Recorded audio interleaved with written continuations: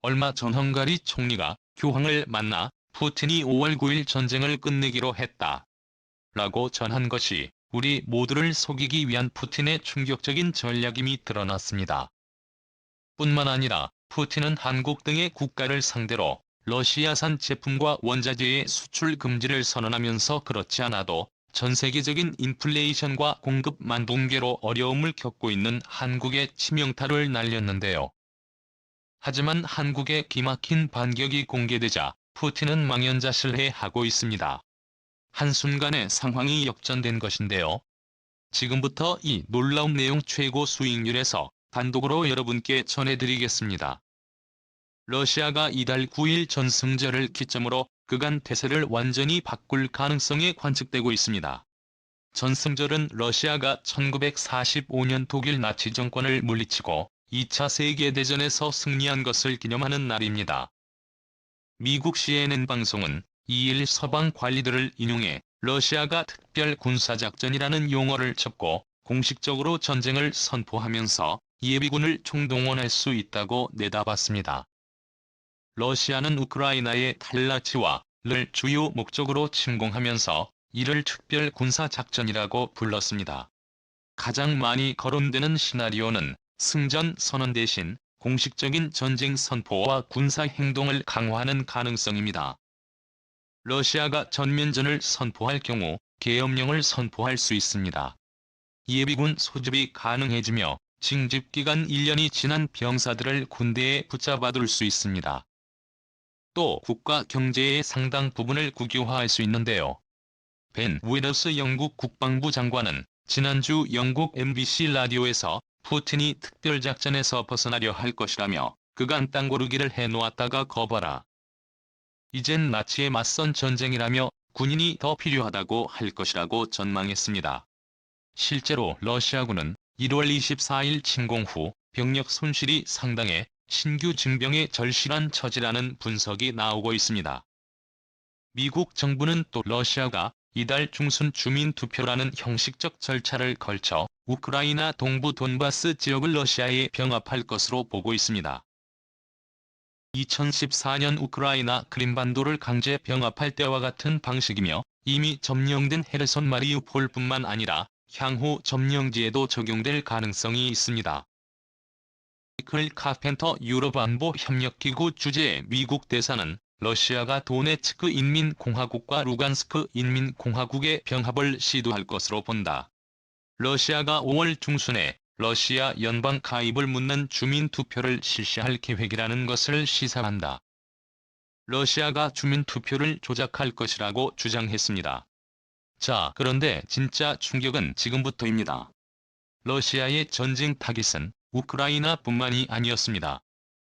우크라이나 남서부와 국경을 맞댄 인구 300만 명의 서구 몰도바를 다음 타겟으로 작전을 시작했다는 첩보가 전해졌습니다. 러시아군 1,500여 명은 몰도바 내 칠러 방금 분리주의 지역인 트란스니스트리아를 보호하겠다는 명목 하에 이 지역의 평화유지군으로 주둔 중인데요. 몰도바의 영토는 친러시아 분리주의 지역인 트란스니스트리아 몰도바 공화국에 있습니다. 1991년 소비에트 연방 해체 후 1994년 몰도바로부터 독립을 주장했으나 몰도바와 국제사회로부터 인정받지 못하고 있습니다. 러시아의 전쟁 선포와 군사행동 확대는 구소련 독립국의 몰도바에 대한 러시아의 침공 우려와도 직결됩니다. 최근 우크라이나 남서쪽에 있는 몰도바의 친러시아 지역 트란스니스트리아에서는 폭발 사건이 속출했습니다.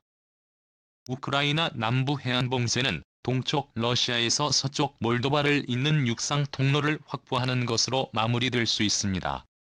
영국 더 타임스는 우크라이나 군 소식통을 인용해 9일 러시아 전승기념일에 맞춰 러시아의 몰도바 공격이 예상된다고 보도했습니다. 소식통은 우리는 블라디미르 푸틴 러시아 대통령이 이미 몰도바를 공격하기로 결정했다고 본다며 러시아가 몰도바를 장악하기 시작하면 우크라이나는 군사적으로 더 취약해질 것이라고 말했습니다.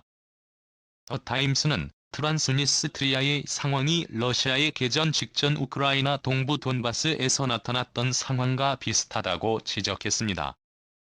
러시아가 트란스니스트리아 지역에 가짜 깃발 작전을 한 게 사실이라면 이 지역 러시아인과 러시아어를 사용하는 사람들을 보호한다는 명분으로 특수 군사 작전을 선포할 수 있다는 것입니다. 이렇게 5월 9일 우크라이나 외에 또 다른 국가에 대한 공격을 시작하는 러시아 주변국들뿐만 아니라 한국 등에 대한 전면전도 선포했습니다. 블라디미르 푸틴 러시아 대통령이 현지 시간으로 3일 특정 외국과 국제기구의 비호적인 행동에 대응 보복성 지역의 경제 제재에 관한 대통령령에 서명했다고 크렘린궁이 밝혔습니다. 로이터 통신에 따르면 법령은 제재 대상이 된 외국 기업과 개인 등과의 거래를 금지시키고 기존의 러시아 측이 이들과 맺은 거래와 관련해선 관련 의무를 이행하지 않아도 허용한다는 내용을 담고 있습니다. 한국은 해마다 러시아에서 15조 원 규모의 석유, 가스, 석탄 등 에너지 및 자원을 대규모 수입해 오고 있습니다. 최근 글로벌 원자재 가격 급등과 공급망 붕괴로 한국의 인플레이션이 4.8%까지 치솟은 가운데 경제 성장률이 빠르게 떨어져 스태그플레이션이라는 매우 위험한 위기를 맞이했는데 한국의 경제에 치명타를 날리기 위해 러시아가 수출을 완전히 중단했습니다. 뿐만이 아니라 한국이 러시아에 등록한 4,800건에 달하는 특허 및 상표권을 러시아가 강제로 뺏었습니다. 즉 지금부터는 러시아 기업이 한국의 상표와 특허를 이용해 돈을 벌 수 있게 된 것인데요.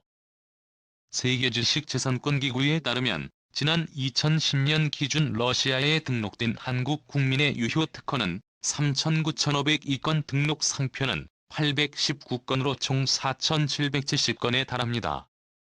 한국과 전면전을 선포한 셈인데요.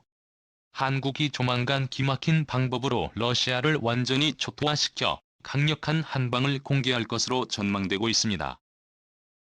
위해 한국은 비공개적으로 우크라와 긴밀한 협력을 시작한 것으로 알려졌는데요. 실제로 우크라이나 핵심 의원이 비공개로 한국을 최근 방문한 사실이 밝혀졌습니다.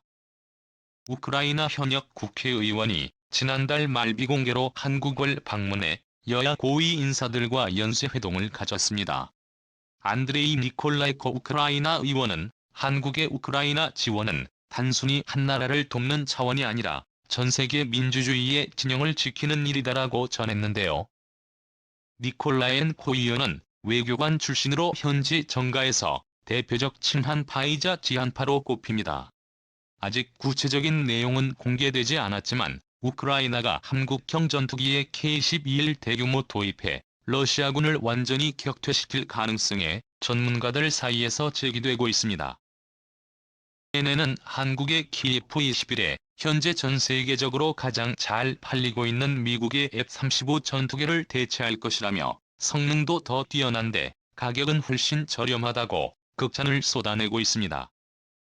이에 우크라이나는 미국 등 서방국들의 전폭적인 경제적 지원금을 바탕으로 한국으로부터 캠프 21을 대규모 사들일 수 있는데요. 캠프 21에는 국내에서 개발한 최첨단 AES의 능동형 전자주사식 위상 배열 레이더와 2호 T조피해 전자광학 표적 추적 장비에 아이언 레스트 적외선 추적 정체 통합 전자 시스템 등을 장착하고 있습니다.